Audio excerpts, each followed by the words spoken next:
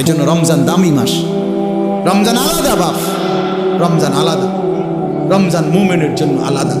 আল্লাহ তাআলা নিজ হাতে রমজানকে সাজিয়েছেন। আল্লাহ বলছে রমজান আমি সাজাইলাম। এই যে প্যান্ডেল আপনারা সাজাইছেন, রমজান আল্লাহ নিজে সাজাইছেন।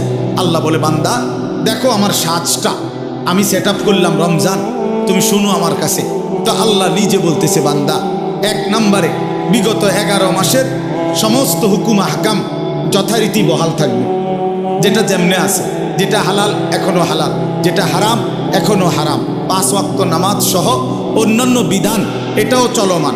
এক অতিরিক্ত আরো কিছু ইবাদত দিলাম। এক পুরা 1 মাস রোজা, পুরা মাস ইফতার, পুরা মাস সাহরি, পুরা মাস 20 রাকাত তারাবি। তাহলে এই সবগুলো নতুন ইবাদত, মানে রমজান উপলক্ষে নতুন সংযোজন, ঠিক কিনা বলেন? হ্যাঁ। ব্যবসায়ী সিজনে অতিরিক্ত মাল উঠায়। এখন কাপড় ব্যবসায়ীরা গিয়া দেখেন 40 লাখ 50 লাখ টাকার মাল আরো অতিরিক্ত উঠাইছে, কারণ তার এখন সিজন, তার এখন কি সিজন। তো আল্লাহ তাআলা বলে বান্দা রমজান আমার ও অসংখ্য অগণিত বান্দাকে জাহান্নাম থেকে মাফ করার সিজন। রমজান আমার জান্নাত দেওয়ার সিজন। এই জন্য আমি আরো আলাদা ইবাদত উঠাইলাম। এক রোজা উঠাইলাম, নতুন ইবাদত।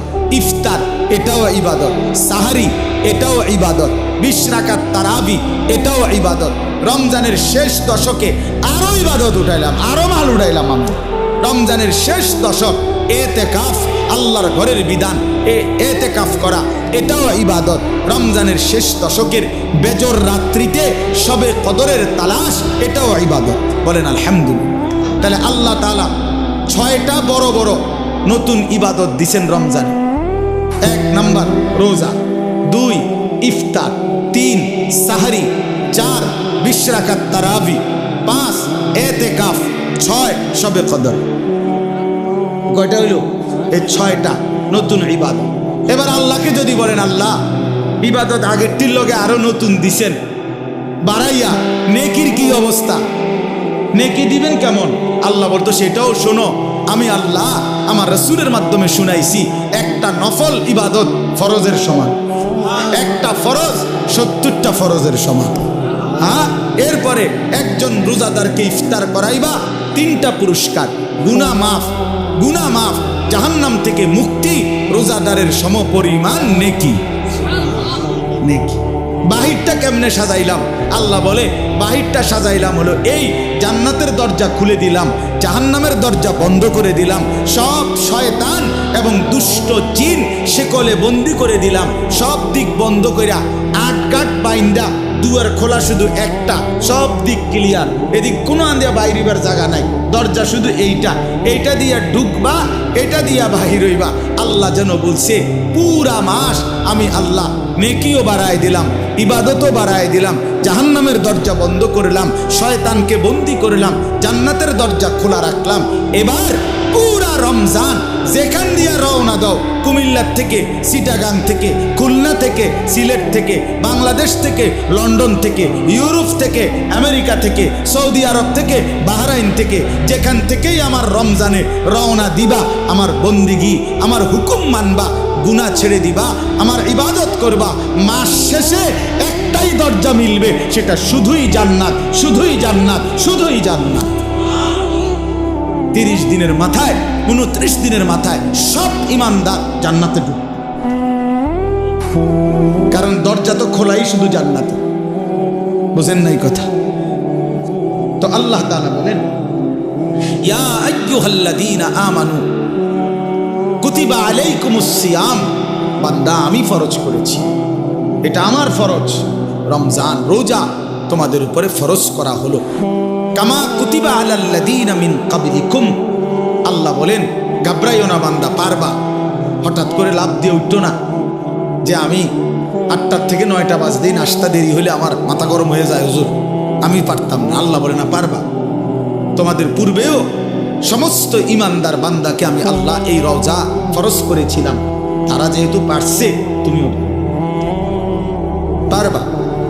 এবার আল্লাহকে বললাম আল্লাহ যদি বলেন, আল্লাহ বলতেছেন যদি বলেন আল্লাহ হঠাৎ করে আমার উপোস এই যে 11 মাস কি সুন্দর খাওয়াইলেন পড়াইলেন, হঠাৎ করে আমার খানা পানি, আমার হালাল স্ত্রীর সাথে আমার সম্পর্ক বন্ধ করে দিলেন কেন একটা লম্বা সময়?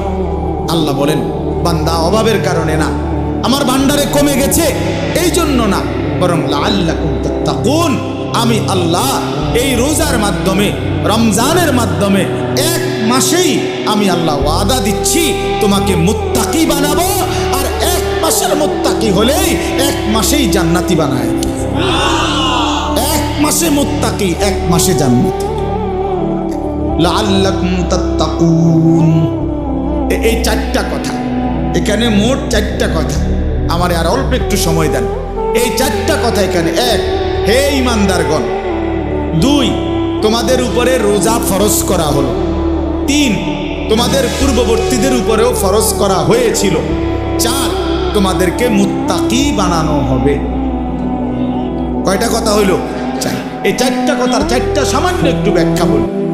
1 নাম্বার হলো, ইয়া আইয়ুহাল্লাযীনা আমানু, হে ঈমানদারগণ।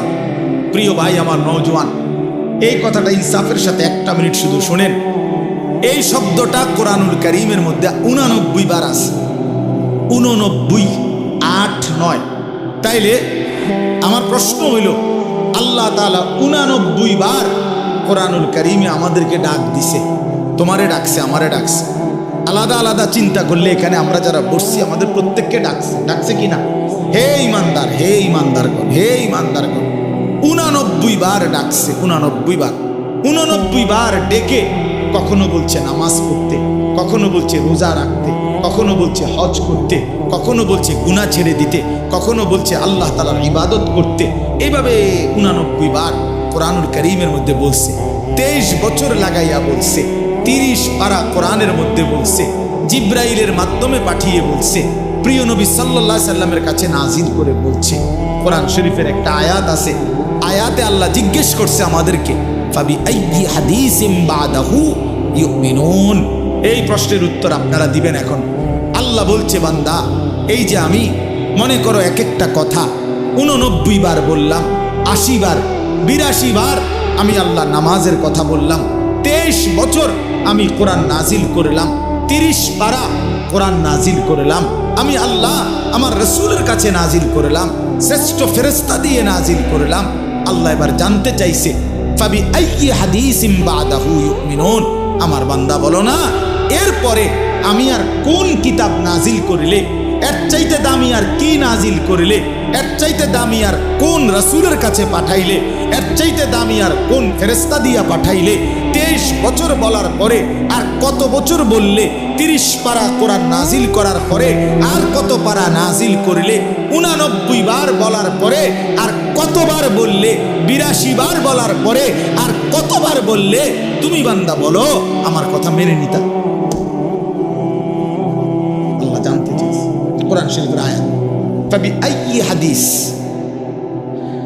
29 পারায় ওই সূরাটা আছে, ওই সূরা মুরসালাত। ওই সূরার মধ্যে আল্লাহ এটা জিজ্ঞেস করছে, বান্দা বলো না, আমি আল্লাহ আর কি বললে, কেমনে বললে, আর কতবার বললে তুমি আমার কথা মেনে নিতা?